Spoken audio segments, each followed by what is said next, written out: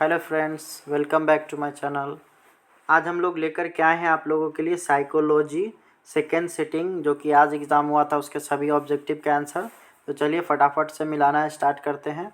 Start करेंगे हम लोग। सबसे पहला क्वेश्चन है, इरोस तथा थैनाटोस का तात्पर्य किसका है? तो इसका हो जाएगा आपका ऑप्शन नंबर बी, अधिगम एवं प्रत्यक्षण से।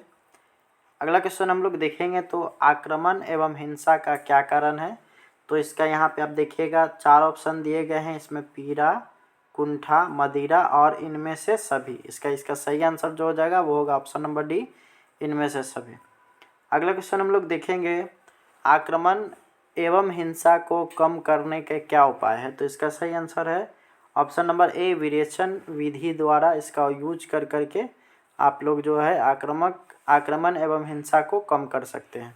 अगला क्वेश्चन है, जल प्रदूषण के कारण कौन सा रोग उत्पन्न होता है? तो इसका हो जाएगा आपका ऑप्शन नंबर सी, पीलिया।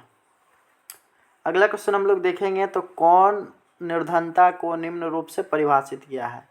अगर कोई परिवार अपने सभी शक्ति, धन एवं समय लगाकर भी पर्याप्त पोषण नहीं दे पाता है तो उसे पूर्णतः निर्धन परिवार कहा जाता है। इसका सही आंसर हो जाएगा आपका ऑप्शन नंबर ए, गरीन है। अगला क्वेश्चन हम लोग देखेंगे तो दो व्यक्तियों के समूह को किस समूह के अंतर्गत रखा जाता है? तो इसका हो जाएगा आपका ऑप्शन नंबर ए, प्राथमिक समूह में। अगला क्वेश्चन हम लोग देखेंगे, निम्न में से कौन द्वितीयक समूह का उदाहरण है? 4 ऑप्शन आपको दिया गया है, विद्यालय, राजनीतिक दल और औद्योगिक संगठन। तो इसका सही आंसर हो जाएगा ऑप्शन नंबर डी, द्वितीयक समूह के अंतर्गत ये लोग आते हैं। अगला क्वेश्चन है, कौन समूह वे समूह कहलाते हैं? तो ये होगा आपका ऑप्शन नंबर ए, आकस्मिक समूह।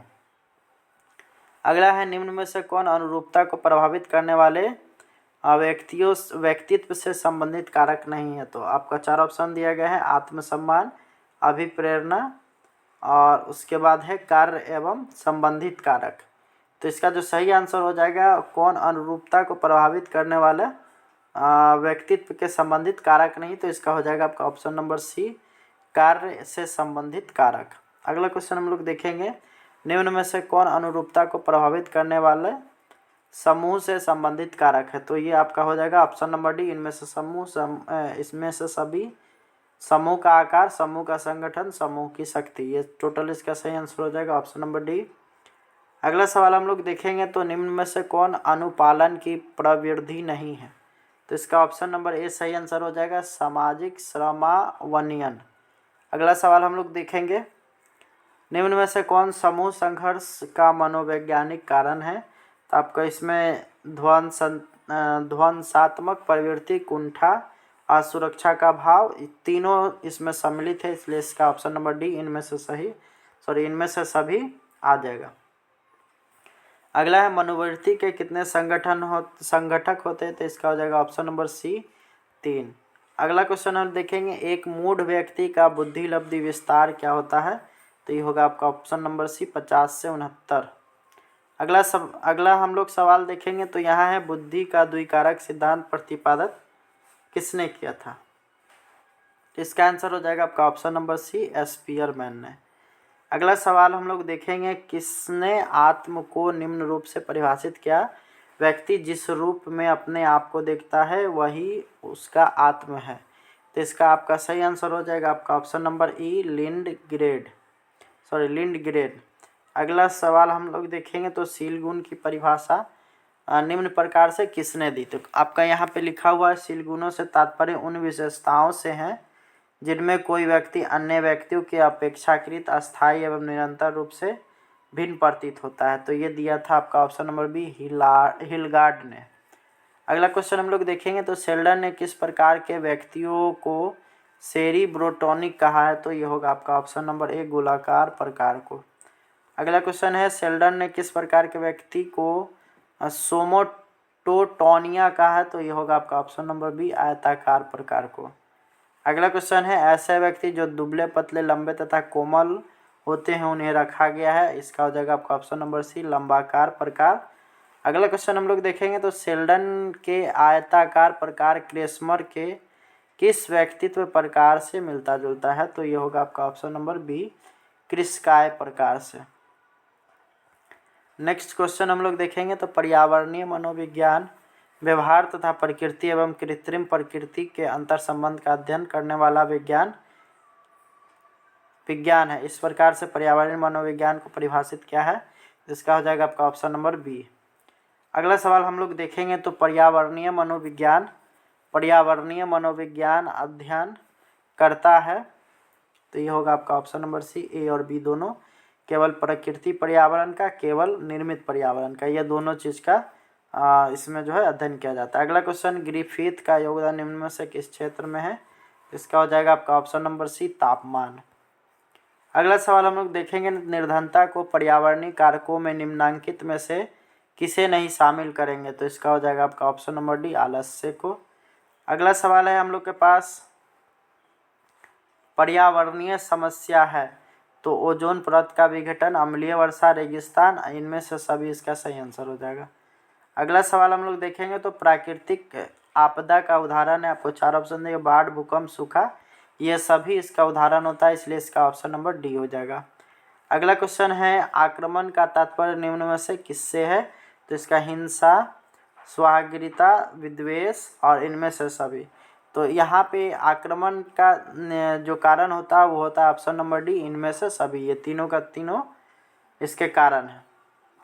अगला सवाल हम लोग देखेंगे तो व्यक्ति के व्यक्तित्व का अध्ययन करने वाला सबसे पहला उपागम कौन था? तो इसका हो जाएगा आपका ऑप्शन नंबर डी, मानवतावादी उपागम। अगला क्वेश्चन है, किस व्यक्ति ने व्यक्तिगत अचेतन के साथ सामूहिक अचेतन पर बल दिया? तो ये होगा आपका ऑप्शन नंबर ए, युंग ने। अगला क्वेश्चन है, तनाव के कारण कई कारण होते हैं जिससे तनाव उत्पन्न होते हैं, उन्हें कहा जाता है? तो ये हो जाएगा आपका ऑप्शन नंबर बी, प्रतिबलक।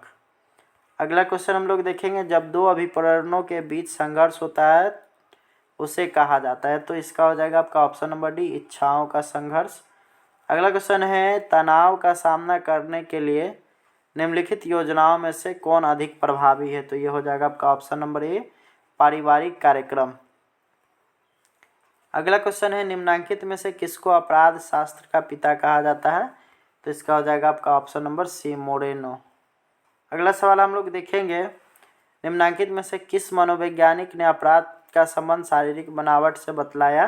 तो ये होगा आपका ऑप्शन नंबर बी, मोरेनो। अगला क्वेश्चन है, निम्नांकित में से किस जनजातीय पुरुष में स्त्रीत्वशील गुणों की प्रधानता होती? तो ये होगा आपका ऑप्शन नंबर बी, मुंडू गुमर।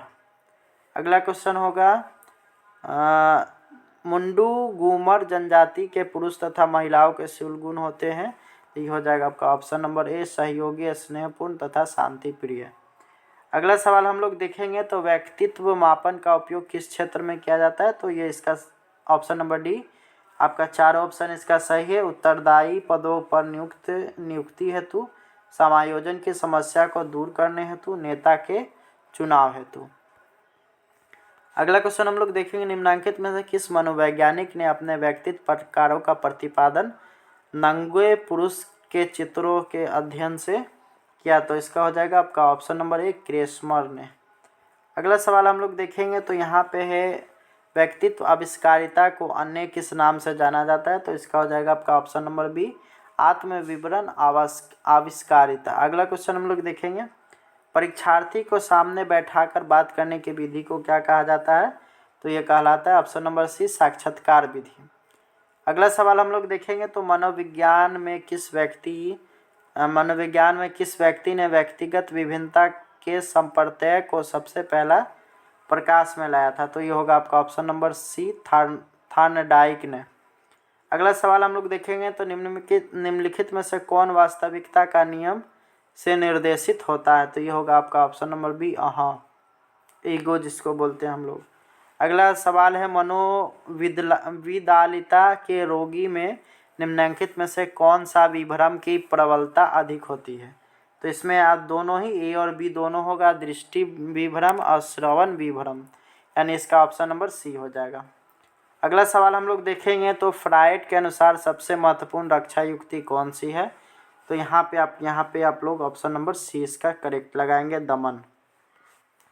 अगला क्वेश्चन है, निम्नांकित में से कौन सामाजिक सरलीकरण का तत्व है? तो ये होगा आपका ऑप्शन नंबर बी, विमनस्कता और ध्यान। अगला क्वेश्चन हम लोग देखेंगे, तो किसी व्यक्ति या समूह के प्रति नकारात्मक मनोवृत्ति को क्या कहा जाता है? तो इसको ऑप्शन नंबर 20 का सही आंसर हो जाएगा विभेद। अगला सवाल हम लोग देखेंगे, निम्नलिखित में से किसमें सदस्यों में पूरक कौशल होता है? तो इसका ऑप्शन नंबर बी हो जाएगा दल में। अगला क्वेश्चन हम लोग देखेंगे, निम्नलिखित में कौन समूह संरचना का तत्व नहीं है? तो यहाँ आपको 4 दिए गए हैं, भूमिका, मानक, पदवी और यहाँ समूह सोच इसका सही आंसर हो जाएगा। अगला क्वेश्चन हम लोग देखेंगे, तो सामान्य व्यवहार का सबसे मौलिक मापदंड निम्नलिखित में से कौन है? तो यहाँ आपको 4 जो ऑप्शन दिए गए हैं इसमें चारों का चारों सही है, इसलिए इसका ऑप्शन नंबर डी सही हो जाएगा। अगला है, निम्नलिखित में से कौन दुश्चिंता विकार नहीं है? तो आपको 4 ऑप्शन दिए गए हैं, इसमें से सबसे सूटेबल ऑप्शन है ऑप्शन नंबर सी आतंक विकार। अगला सवाल हम लोग देखेंगे, निम्नलिखित में से कौन मनोविच्छेदी विकार नहीं है? तो इसका हो जाएगा आपका ऑप्शन नंबर डी व्यक्तित्व लोप विकार। अगला क्वेश्चन है, एक्रोफोबिया का अर्थ क्या होता है? तो ये हो जाएगा आपका ऑप्शन नंबर सी ऊंचाई से डरना। अगला क्वेश्चन है, एगोराफोबिया का अर्थ क्या होता है? तो इसका हो जाएगा आपका भीड़ भाड़ वाली जगहों से डरना। अगला क्वेश्चन हम लोग देखेंगे, तो मनोविच्छेदी पहचान मनोविकृति का दूसरा नाम क्या है? तो ये हो जाएगा आपका ऑप्शन नंबर बी व्यक्तित्व लोप मनोविकृति। अगला सवाल हम लोग देखेंगे, तो निम्नलिखित में से कौन आनंद नियम को निर्देशित होता है? तो ये होगा आपका ऑप्शन नंबर ए उपाह। अगला सवाल हम लोग देखेंगे, तो एक संदर्भ समूह के लिए सर्वाधिक वांछित अवस्था क्या है? तो इसका हो जाएगा आपका ऑप्शन नंबर सी समूह का प्रभाव। अगला क्वेश्चन हम लोग देखेंगे, तो एकाकी परिवार की संरचना कैसी होती है? इसका हो जाएगा आपका ऑप्शन नंबर ए सरल। अगला क्वेश्चन हम लोग देखेंगे, तो समूह संरचना से किसका संबंध नहीं है? इसका हो जाएगा आपका ऑप्शन नंबर सी संचार प्रारूप का। अगला क्वेश्चन हम लोग देखेंगे, तो पूर्वाग्रह की सबसे बड़ी पहचान निम्नलिखित में से क्या है? तो इसका हो जाएगा आपका ऑप्शन नंबर ए नकारात्मक मनोवृत्ति का होना। अगला क्वेश्चन हम लोग देखेंगे, तो विभिन्न समूह के बारे में पूर्व कल्पित विचार कहलाता है। तो ये होगा आपका ऑप्शन नंबर ए रूढ़ि युक्ति। अगला क्वेश्चन हम लोग देखेंगे, अनुरूपता कैसे उत्पन्न होती है? तो ये होगा आपका ऑप्शन नंबर सी व्यक्तियों की दूसरों द्वारा स्वीकार किए जाने वाली इच्छा के कारण। अगला हम लोग सवाल देखेंगे, तो वो आपका कहता है कौन समूह हम समूह कहलाता है? तो ये आपका ऑप्शन नंबर ए हो जाएगा औपचारिक समूह। अगला क्वेश्चन हम लोग देखेंगे, तो किसने बुद्धि लब्धि को श्रेणियों में विभाजित किया है? तो यहाँ पे आपको जो दिया गया है चारों में से कोई इसमें सही नहीं है, इसलिए ऑप्शन नंबर डी इनमें से कोई नहीं। अगला क्वेश्चन हम लोग देखेंगे, तो यहाँ है किसने बुद्धि के बहुबुद्धि सिद्धांत को प्रतिपादित किया? तो इसका हो जाएगा ऑप्शन नंबर ए गिलफोर्ड ने। अगला सवाल हम लोग देखेंगे, तो गार्डनर ने बुद्धि के पहचान के कितने प्रकार की बुद्धि की पहचान किया है? तो ये होगा आपका ऑप्शन नंबर बी 8। अगला क्वेश्चन हम लोग देखेंगे, तो ब्लॉग डिजाइन परीक्षण किस प्रकार का परीक्षण है? तो ये हो जाएगा आपका ऑप्शन नंबर बी अशाब्दिक बुद्धि परीक्षण। अगला क्वेश्चन हम लोग देखेंगे, तो लिखा हुआ इसमें किसने सृजनात्मकता को निम्न तरह से परिभाषित किया है? तो लिखा हुआ है सृजनात्मकता किसी नवीन वस्तु का निर्माण एवं रचना करने की क्षमता है, यह कहा गया था। तो इजरेली द्वारा, यानी ऑप्शन नंबर सी हो जाएगा। अगला सवाल हम लोग देखेंगे, किस वर्ष मोहसिन सामान्य बुद्धि परीक्षण का निर्माण किया? तो इसका आंसर आप लोग हमारे कमेंट बॉक्स में लिखें। बुद्धि का समूह कारक सिद्धांत का प्रतिपादन किसने किया? तो ये हो जाएगा आपका ऑप्शन नंबर ए थॉर्नडाइक ने। इस तरह से हमारा ये टोटल 70 का 70 प्रश्न समाप्त हुआ। अगर ये वीडियो आपको अच्छा लगा है तो इसको लाइक ज़रूर कर दें और अपने दोस्तों में शेयर करना ना भूलें। और हमारे चैनल पे अगर नए हैं तो इस चैनल को सब्सक्राइब ज़रूर कर लें और हमारे चैनल के साथ जुड़ जाएं। आप लोगों के लिए यहाँ पे बहुत सारे वीडियोस आते रहते हैं और परीक्षा के बाद भी आप लोगों के लिए इम्पोर्टेंट वीडियो आता रहेगा जो रिज़ल्ट से संबंधित होगा। साथ ही अगर कोई बदलाव होता है तो उससे भी संबंधित जानकारी यहाँ पे आप लोग को मिल जाएगी। तो धन्यवाद, हमारे चैनल के साथ जुड़े हुए रहें। Thanks for watching this video.